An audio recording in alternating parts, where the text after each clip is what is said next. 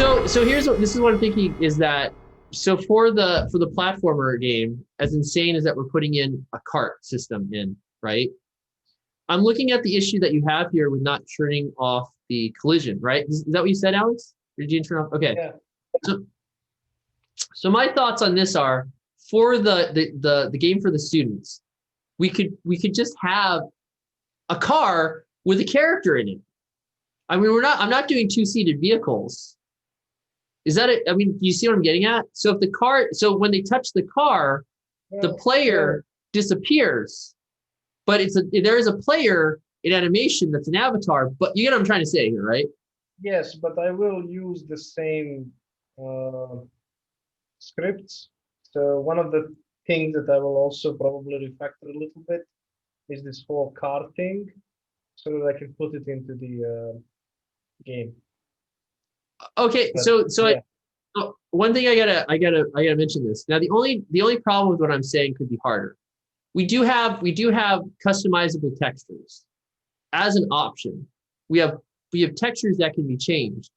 The method I'm saying, would that be a nightmare as far as the textures, or would you just have some type of script to match the player texture when they get into the car? it's as easy as a it's as easy as override of the surfaces. So So yeah, like you can do that with Godot animation, so you can easily do that with programming. Actually, yes, we can probably have. any model. So let me just find some model.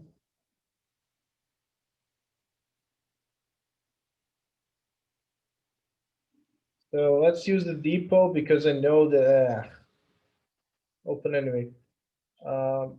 So let's use, so this depot happens to have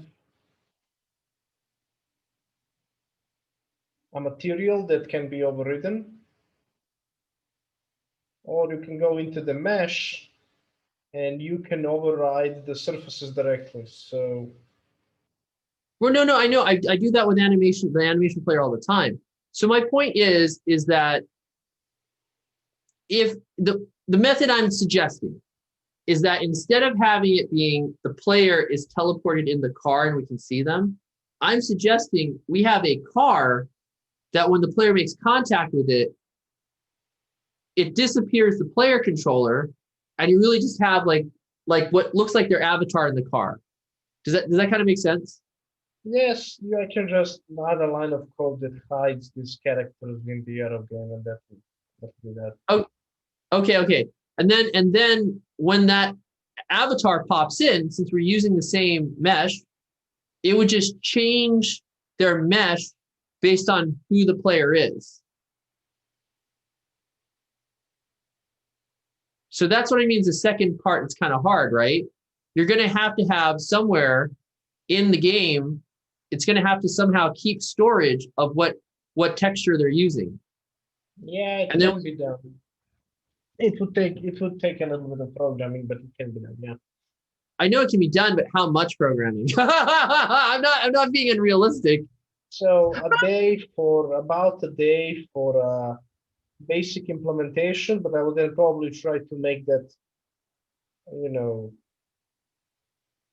generic so that anything can be changed that way. So who knows? I mean, I don't know. You're kind of asking me a lot. Between one I know, to I five know I'm minutes. asking a lot. I'm asking a lot in the fact that you haven't tried it, so we don't know how long it would take. So that's why I don't. It's between 1 to 3 days, depending on what exactly I'm doing with it. So I think the first part is to get a car in. I have to model the car, and I have to make all that work. That's the big thing, right? So that's the thing, and yeah. So I'll be working on that. That's it. If anyone's watched this, that's literally a double. Good luck on your projects. We'll be working more on this project and other stuff. Oh my gosh, where's the button? Professionalism.